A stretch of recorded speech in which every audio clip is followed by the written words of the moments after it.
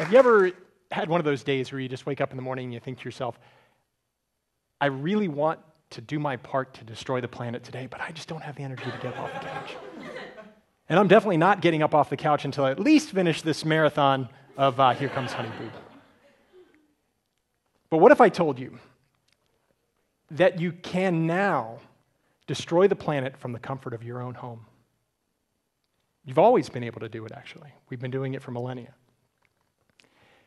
Because every time we flip on a light switch, we hear the hum of the refrigerator, we do anything that makes our day-to-day lives comfortable at home,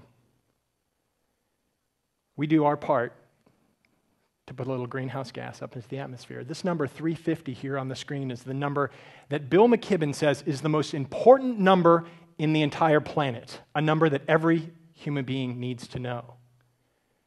This is the number that James Hansen and a group of climate scientists say that above this number of carbon dioxide parts per million in the atmosphere, sustained for any given period of time, and we can no longer sustain the climate to which all of humanity, wildlife, and our biosphere has adapted. This is what I consider to be the most important number on the planet, because this is the number that each one of us can impact every single day of our lives. This is the number that we can sit on the couch, finish the Honey Boo Boo Marathon, and if we focus on this number of zero emissions, we can impact 350. So we can indeed save the planet from the comfort of our own home. Stabilizing the climate, according to James Hansen, says that stabilizing atmospheric CO2 and climate requires that net CO2 emissions approach zero. So what he is telling us is that it's zero or nothing. This is our home. That's the Gauss family around 1915. The home was built in about 1901. The house is now turning 112 years old. But that's not what the house looked like the day that we moved in. When we ran by this house one day, my wife and I looked at that house and we said, that is our dream house. Asbestos siding, zero insulation in the attic, except for a layer of newspaper dated 1902. We had lead paint on all of the walls. We had windows that hadn't been opened for 20 years that were still painted shut, but still drafty enough to raise our utility bill. We had a refrigerator from 1989 that you could hear even when you were upstairs. We had a Mueller Climatrol furnace that was installed in 1957 that was never going to die and was operating at about 40% efficiency. And in human terms, that means that we needed to heat a buckwheat pillow up in the microwave and stick it down at the end of our bed every night just to stay warm. And for the privilege of that, we got to pay $365 a month. So why is this number zero so important to target? Yogi Berra said that if you don't know where you're going, you might not get there. So, inspired by one of my great heroes, Ray Anderson, we started our own Mission Zero. We said that by 2030, all homes, yours included, not just ours, would be supplied by 100% renewable energy. They would harvest their own water. They would create zero waste, and they would create a living space for people that sustains and restores the environment, not just harms it, but restores the environment. And this is what's possible, and this is what's exciting. This is my daughter, Jane. She will never know what it is like to grow up in a carbon-consuming home. She is the first generation to be able to make that claim, because this is the home that she's growing up in. This is our home after our restoration with 8.1 kW of solar up on the roof. It is now the oldest home in America to achieve net zero energy, but I don't want to keep that title for long. USA Today called this home one of the best green homes of 2010. We've been written about in dozens and dozens of magazines and news shows and articles, and I've been on all kinds of shows to talk about these things. The Atlantic called it Sustainable Perfection, which is, I love that title, but we are not quite there to sustainable perfection yet, but we will be soon. So let's take a little walk back through the history of our house. This is Philip and Elizabeth Gauss. They are the parents of Gertrude Gauss, who was born in the parlor of our home and whom we bought our house from in 2006. This is what is now the Grizzly Peak Brewing Company in Ann Arbor, Michigan, over in Washington, just around the corner from our home. It is also, at that time, it was the Philip Gauss Saloon. But the exciting thing about this photograph was not only was that the saloon of the owner of the home that we now live in, but you can see there, that is the day that our home was being wired for electricity. That was the first day that someone could flip on a light bulb and burn stored carbon energy to light their way. Now, Wendell Berry says when we move back, sometimes when we move back makes sense, then we move forward. Well, let's take a look back at our house. This is Robert Gauss, Gert's older brother, standing in our backyard around 1915. And you can see that the house and the property kind of recognize the patterns of nature because it had to. You can see the composting toilet over there, also known as the outhouse. I don't know what they did on a 5-degree day in Michigan. We had a chicken coop that provided eggs. They also raised rabbits back there for meat. There was a garden in the back. We still have a garden now. There's a cistern that captured all the rainwater for all the agriculture and things that they were growing to supply their own home on the property. There was a small well that brought up fresh water for the small amount of fresh water that they needed each day to drink. But the Gausses were also burning 1,200 pounds of coal every single month. 100 pounds of ash alone. The products that they brought into their house were often made locally, right in downtown Ann Arbor. But they were taking all of their waste and dumping it into streams, so much so that to this day, that creek is now buried under the ground, and most people in Ann Arbor don't even know that creek exists. It is now officially a sewer that drains out to the Huron River. In colonial times, the average home was consuming 15 to 20 cords of wood to cook and heat their homes. That's a pile of wood, imagine this, 4 feet wide, 16 feet high, and 40 feet long, longer than the length of this stage. So within less than 100 years, the inexhaustible heart pine forests of Michigan were exhausted. This is Hermanville, Michigan in 1890. We destroyed all of the trees in Michigan in less than 100 years before the population of the world hit 1 billion. And the evolution of lighting, can we go back from where we are now, from the LED light bulb to the paraffin candle? The paraffin candle burns 10 times the CO2 of an incandescent light bulb. And this is what all these incandescent light bulbs look like from space at night.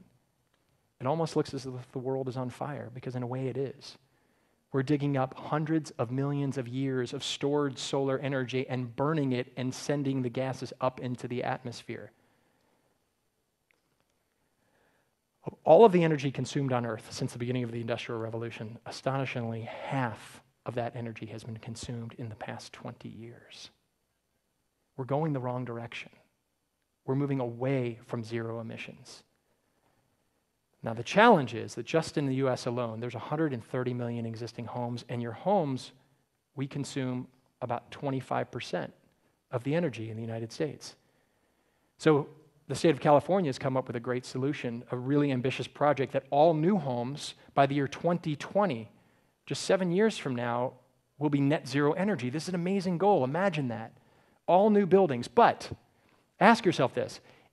If all new buildings, every new house that is built starting this afternoon, from now until 2050, everything new is net zero energy, how much will that get us closer to that goal of under 350? Will that lower our current carbon emissions? And by how much?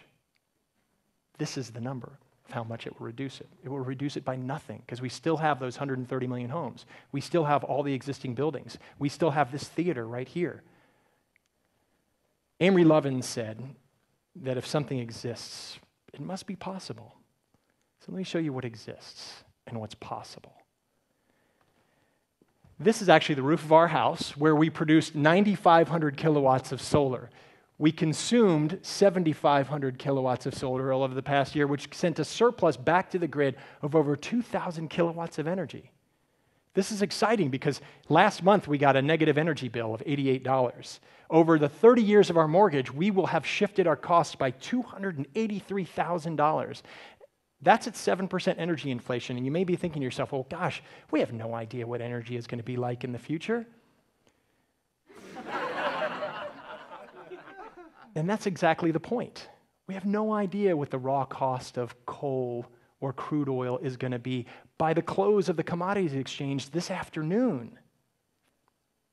But we do know what the raw cost of solar and wind will be 10,000 years from now.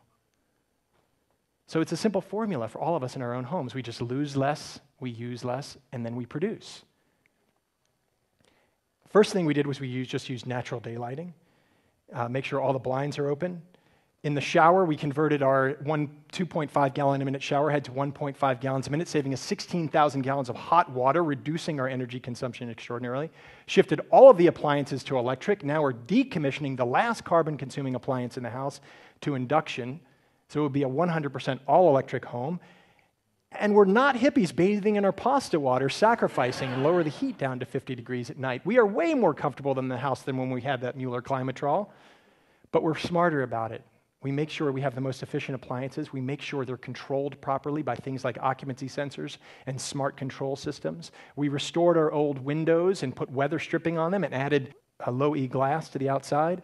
We insulated really well. We insulated on the walls and in the attic. We put in a geothermal system, the most efficient heating and cooling system on the planet. And then since we were an all-electric home, it made sense that Ford would come out to our house and do an issue of their all-electric vehicle. So we got to be in the centerfold of my Ford magazine. Now they're going to be a little bit upset about this next photograph because up there, that's our brand new Chevy Volt. What's really exciting is you see right over here, this little black box, that's our GE Watt Station charging station, but it is plugged into our solar panels. So right that moment, it is filling up with a tank full of sunshine. And every day when we drive that car around Ann Arbor, we're being powered by current solar income. And of course, the last thing we did, we put in that 8.1 kW of solar. So why is the number 0 so crucial to get to? 290. This is the number that for over 800,000 years, that was the highest concentration of carbon dioxide in the atmosphere leading up to the Industrial Revolution. This is a number, again, that we have to keep below if we want to maintain the climate to which we all adapted. 397 is where we peaked in June of this year. So the UN Convention on Climate Change did a little study. They decided to take all of the pledges that were voluntary, that every country that committed to this pledge did for lowering their carbon emissions. And they wanted to know by 2100, if we all meet those targets that we've all pledged to around the globe, where will the concentration of CO2 in the atmosphere be? And this was the number they came up with. That's a world with no ice by 2100. This is my daughter, Jane. She'll be 92 in the year 2100. We're not talking about the storms of our grandchildren. We're talking about our storms. We're talking about our lifetimes and our children's lifetimes. Bill Bryson said that the greatest possible irony would be in our endless quest to fill our lives with comfort and joy that we created a world without neither. But it's not an either-or opportunity. By shifting to a carbon emissions-free world in our homes, we can live better lives than when we were addicted to fossil fuels. And the exciting thing about this number 0, when we really redefine home, is that when you look at what my family has done in our house, and you think, if we could do this here in Michigan, then anybody can. If anybody can, then everybody can, including you. Thank you.